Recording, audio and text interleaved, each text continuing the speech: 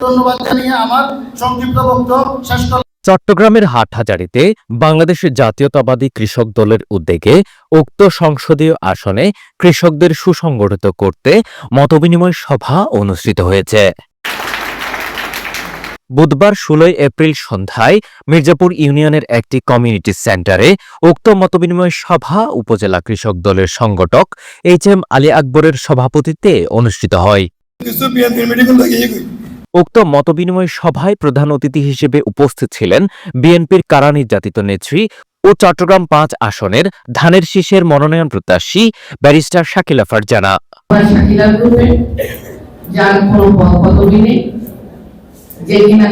এতে প্রধান বক্তা হিসেবে বক্তব্য রাখেন মির্জাপুর ইউনিয়ন বিএনপির সাবেক সাধারণ সম্পাদক ও উক্ত ইউনিয়ন পরিষদের ভারপ্রাপ্ত চেয়ারম্যান জাকির হোসেন। কেন চাচ্ছেন তারা?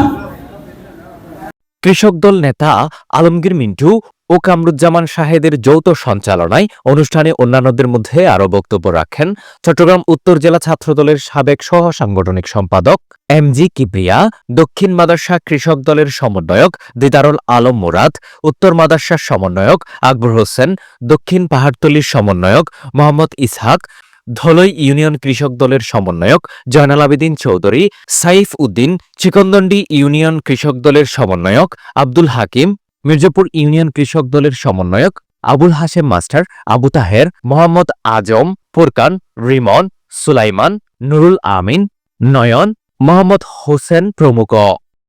দেশমাতা বছরের পর বছর তার পরিবারের বাইরে ছিলেন।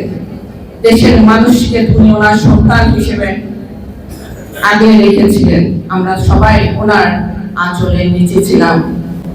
যেভাবেই থাকি সবাই সবার মতো ত্যাগ করেছি, কিন্তু এই পরিবারের ত্যাগ অস্বীকার করার মতো কিছু নেই।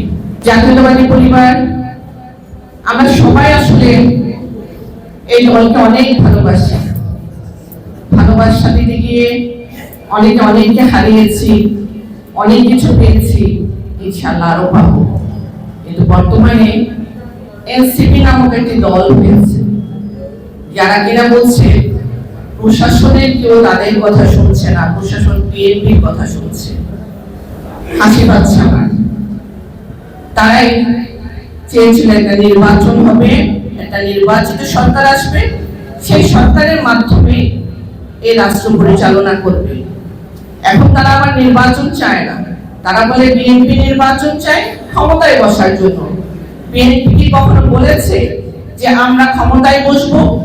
জাতীয়তাবাদী দলের মার্কা ধানের শীষের 5 বার নমিনেশন পেয়েছেন সেই মানুষটি হচ্ছে ওয়াহিদ রহমান, এবং সেই ওয়াহিদ রহমান 5 বারের মধ্যে 4 বার এই হাটহাজারী দেশনেত্রী বেগম খালেদা জিয়াকে উপহার দিয়েছেন। এই হাটহাজারীতে ধানের শীষ প্রতীকে আর কেউ পেয়েছেন? আর কেউ পেয়েছেন?